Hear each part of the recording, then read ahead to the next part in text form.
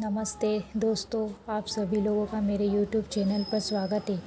तो आप सभी को गणेश चतुर्थी की हार्दिक शुभकामनाएं। गणेश चतुर्थी के बारे में संक्रमण और गणेश जी की कहानी एक प्राचीन कथा जो हिंदू धर्म से बहुत महत्वपूर्ण मानी जाती है।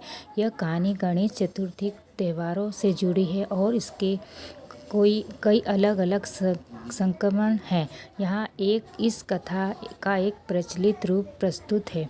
गणेश जी का जन्म। एक समय की बात है जब माता पार्वती का स्नान करने जा रही थी। उन्होंने अपने शरीर की मैल से एक बालक की मूर्ति बनाई और उसमें प्राण फूंक दिए। इस बालक का नाम उन्होंने गणेश रखा। पार्वती जी ने गणेश को अपने द्वार पर पहरेदार के रूप में खड़ा किया और आदेश दिया कि उनकी अनुमति के बिना किसी को भी अंदर न आने दें। शिवजी का आगमन। जब पार्वती जी स्नान कर रही थी उसी समय भगवान शिव वहां आए। वे सीधे अंदर जाना चाहते थे लेकिन गणेश जी ने उन्हें रोक दिया। गणेश जी ने कहा, मेरी माता की आज्ञा है कि उनकी अनुमति के बिना कोई भी अंदर नहीं जा सकता। शिवजी ने गणेश जी को समझाने की कोशिश की लेकिन गणेश जी ने अपनी बात पर अड़े रहे। शिवजी को यह अपमानजनक लगा। उन्होंने नहीं पता था कि गणेश उन्हीं के पुत्र हैं। बराबर समझाने पर भी जब वो गणेश नहीं माने तो शिवजी ने क्रोधित हो गए और उन्होंने अपना त्रिशूल निकालकर गणेश जी का सिर धड़ से अलग कर दिया। पार्वती जी का क्रोध। जब पार्वती जी ने बाहर आकर यह देखा तो वो बहुत दुखी हुई, क्रोधित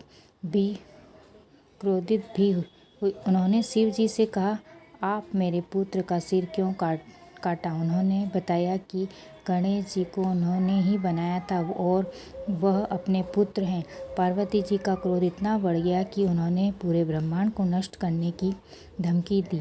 सभी देवता भयभीत हो गए। उन्होंने शिव जी से पार्वती जी को शांत करने का अनुरोध किया।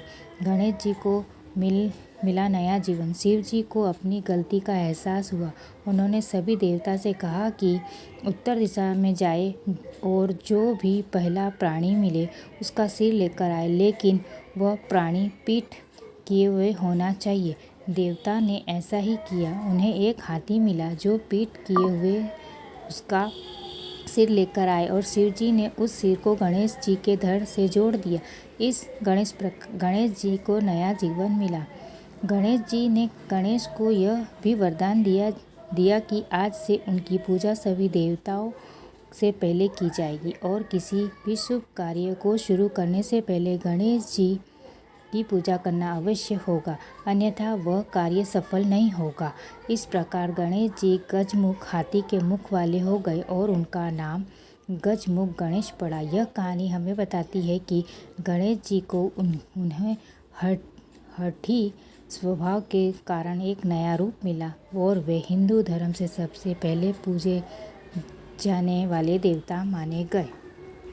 अगर आपको यह कथा पसंद आई हो तो लाइक करें, कमेंट करके अपने विचार बताएं, सब्सक्राइब करना बिल्कुल ना भूलें। नमस्ते, धन्यवाद।